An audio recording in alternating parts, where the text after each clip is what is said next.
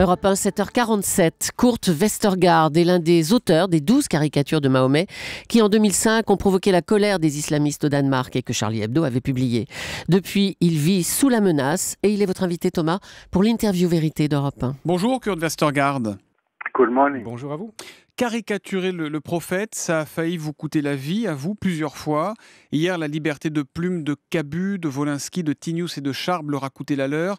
Quelle est votre réaction, votre sentiment ce matin ? Eh bien, il va de soi que c'est un événement absolument terrible. C'est quelque chose d'horrible qui s'est produit.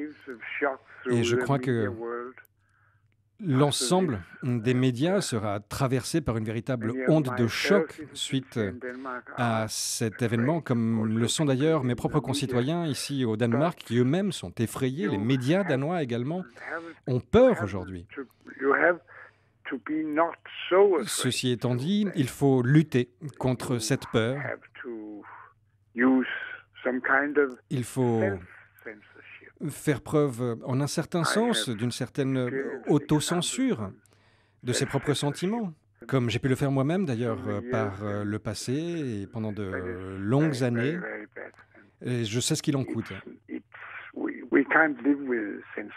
nous ne pouvons pas vivre avec cette autocensure ou cette censure permanente, ceci dit.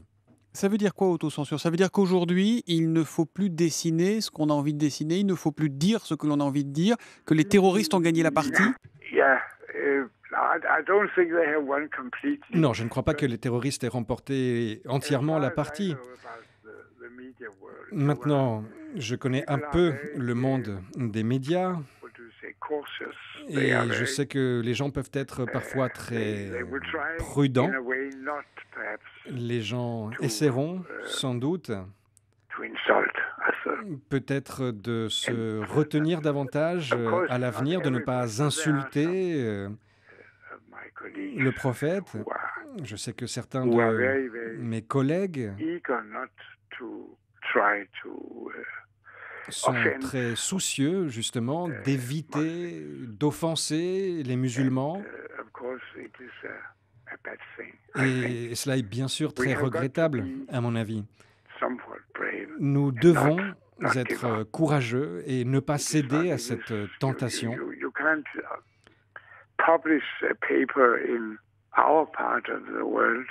Dans notre partie du monde, on ne peut pas tolérer que des autorités islamiques censurent nos journaux. Ce serait quelque chose de parfaitement inacceptable avec quoi nous ne pouvons pas vivre. Vos propres caricatures de Mahomet ont failli vous coûter la vie, c'était en 2005. Est-ce que vous pensiez que l'obscurantisme pouvait aller jusque-là, jusqu'à cet attentat qui a eu lieu à Paris hier ? Non, je dois dire que cela a été une grande surprise. Je ne l'aurais jamais cru.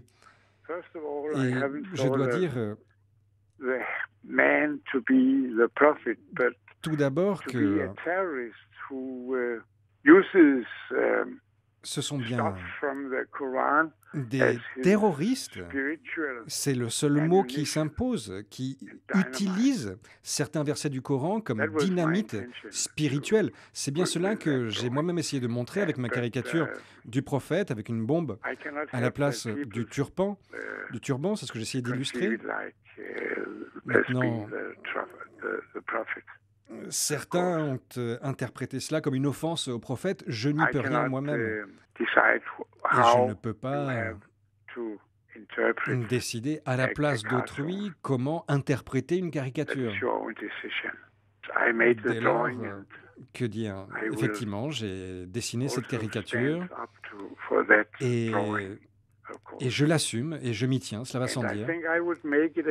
Et je crois que je redessinerai la même caricature aujourd'hui. Certains journalistes me posent la question parfois si je la redessinerai aujourd'hui. Ma réponse ne varie pas d'un iota. Bien sûr que je la redessinerai aujourd'hui.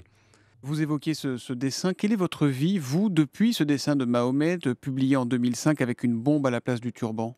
Eh bien, je vis sous protection des services secrets danois et je vis ce que je crois être une bonne vie. Les services de protection m'entourent 24 heures sur 24. Mais je n'ai pas de problème avec ça. Et vous devez vivre caché. Cela reste une absurdité que de devoir vivre presque dans la clandestinité dans son propre pays, de devoir changer de maison régulièrement et ainsi de suite. C'est quelque chose à quoi on ne s'habitue jamais. On peut tout dire, la seule barrière, c'est la bêtise, disait Wolinski. Ce matin, Kurt Westergaard, il faut continuer à croire que les mots, les stylos finiront par gagner sur les armes. La seule arme dont je dispose moi-même, c'est mon stylo. Donc vous êtes d'accord avec ce que disait Wolinski? Tout à fait. Je le crois, oui. Dernière question, si vous deviez dessiner la une du prochain numéro de Charlie Hebdo, vous feriez quoi? Eh bien, je ne sais pas. Mais je ne peux qu'espérer que Charlie Hebdo soit de nouveau dans les kiosques le plus vite possible. C'est une publication artistique remarquable qui permet aux journalistes et aux dessinateurs de s'exprimer et de critiquer des abus de pouvoir de toutes sortes, que ce soit de la part des politiciens ou des autorités religieuses. Donc je crois qu'un journal comme celui-là a un rôle très important à jouer dans n'importe quelle société démocratique.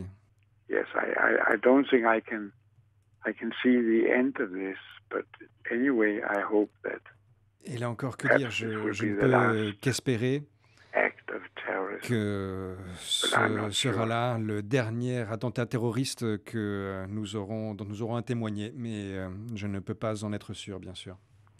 Merci Kurt Westergaard d'avoir été sur Europe 1 ce matin. Merci et bonne journée à vous. Merci à vous.